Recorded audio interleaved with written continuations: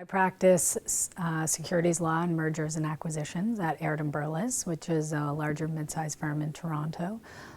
Additionally, a few years ago, I started working with startup companies, so helping them get set up, get finance, and protect their intellectual property. So I've been at Berlis for almost 9 years now. Wow, I can't believe it's been that long.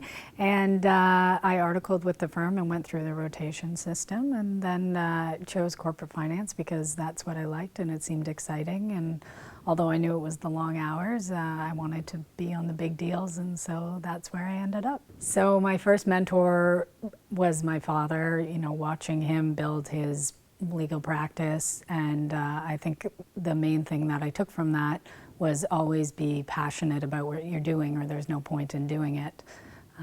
He's moved on from practicing law and now makes wine, so that's a nice transition. Because I started working with startups a number of years ago, I really think that's helped me focus my practice on, thinking with a business perspective about, a phrase we like to use around the firm is, are you adding value? And we tease each other about it all the time. So really thinking about when you're, drafting a memo or doing due diligence, is a long 20-page memo really helpful to a client? Probably not. They need an executive summary. They need you to tell them what the business issues are and why they matter to them and why they affect the purchase price. So, trying to be brief is harder than being long-winded, but ultimately it gives your clients the best value. I do fundraising work with Boost Child Abuse Intervention and Prevention, and it's a phenomenal organization, and once you're involved, you hear half of one child's story about how they've been abused in their life, and you really can't help but continue to help.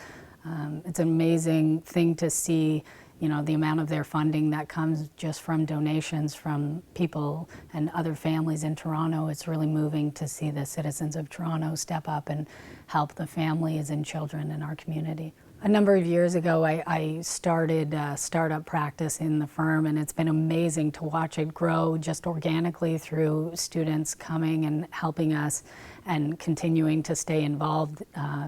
Last week we were having our team meeting, and I looked around the room and saw 7 people, and I thought to myself, wow, we're 7 people now. This started with myself and a senior partner supervising me. So we've been able to expand what we're doing and, launch a demo day and do a startup blog and sponsor events and speak at events. And it's really exciting to work with other people who are passionate about helping entrepreneurs get their businesses off the ground.